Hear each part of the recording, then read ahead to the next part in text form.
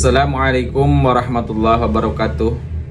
Bismillah, alhamdulillah, wassalatu wassalamu ala rasulillah wa ala alihi wa sahbihi wa mawalah. Allahumma sholli wa sallim wa barik ala sayyidina Muhammadin wa ala alihi wa sahbihi ajmain. Alhamdulillah, berkah dari Allah subhanahu wa ta'ala, kudrat serta iratnya kita semuanya dipertemukan kembali di bulan suci yang dinanti-nantikan oleh seluruh umat Islam di seluruh dunia, yaitu bulan suci Ramadan di tahun 1447 Hijriah. Sebagaimana kita sudah senantiasa berdoa, Allahumma barik lana fi Rajaba wa Sa'bana wa balighna Ramadan. Dan alhamdulillah kita semuanya telah sampai di bulan Ramadan tahun 1440 Hijriah, dan kita sudah melaksanakan 6 hari puasa di bulan Ramadan ini. Semoga Allah Subhanahu wa taala menerima puasa yang telah kita laksanakan selama 6 hari tersebut. Hadirin rahimakumullah, pada kesempatan kali ini saya sampaikan 6 sunnah di dalam bulan Ramadan yang apabila melaksanakannya mendapatkan pahala sunnah dari Rasulullah SAW, melaksanakan sunnah Rasulullah SAW, dan mendapatkan pahala dari Allah Subhanahu wa taala dari melaksanakan sunnah tersebut. Yang pertama, kita itu harus mengakhirkan sahur ya. Jadi diusahakan sahur itu jangan di awal tapi di akhir waktu ya. Misalnya setengah jam lagi atau 20 menit lagi ke waktu imsak, atau 10 menit lagi ya. Karena sekarang itu kan lebih mudah membuat masakan itu karena sudah serba canggih. Jadi diusahakan diakhirkan sahurnya, itu sunnah atau yang dilakukan oleh Rasulullah SAW. Kemudian yang kedua adalah menyegerakan berbuka. Nah, kalau tadi sahur diakhirkan, kalau buka disegerakan ya.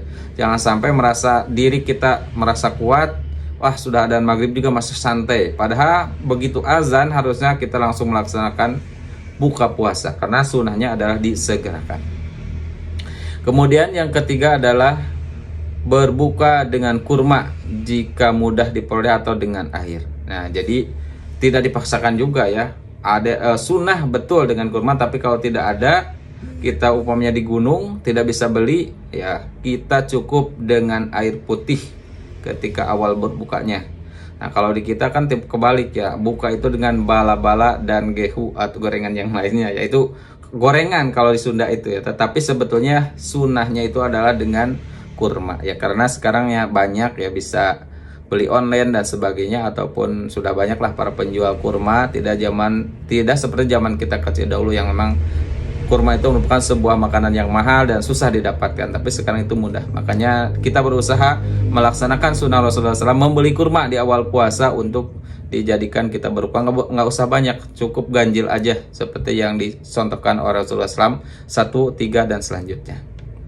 Kemudian yang keempat adalah berdoa ketika berbuka. Jadi ketika berbuka kita berdoa dulu ya. Banyak variannya untuk doa-doa ya, silakan saja yang hafal, yang sudah familiar. Kita berdoa ketika buka puasa ada Allahumma lakasumtu wa bika amantu wa la rizqa aftartu bi rahmatika ya arhamar rahimin. Silakan sah-sah saja ya, dan jangan lupa di awal dengan juga membaca bismillah, dan tadi bukanya dengan kurma tentunya kalau ada. Kemudian selanjutnya ada memberi makan pada orang yang berbuka. Jadi sunnah yang kelima adalah memberikan makan kepada orang yang berbuka puasa. Sungguh banyak sekali pahala yang dari orang yang memberikan berbuka kepada orang yang berpuasa. Dalam sebuah hadisnya Rasulullah SAW juga menyebutkan bahwa barang siapa yang memberikan makanan ya kepada orang yang berbuka puasa, maka dia akan mendapatkan pahala dari puasanya tersebut. Oleh karena itu, maka kita usahakan bagaimana di bulan Ramadan ini banyak berbagi, banyak berderma ya. Bisa seperti memberikan makanan ke masjid ya untuk berbuka puasa. Karena kalau di lingkungan memang sekarang sudah familiar, biasa setiap bulan Ramadan itu suka ada jadwal ya.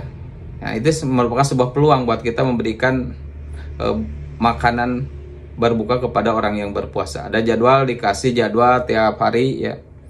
Dikasih jadwal untuk jamaah masjid, biasanya sudah seperti itu di lingkungan. Alhamdulillah, ini sudah menjadi sebuah kebiasaan positif yang ada di masyarakat kita.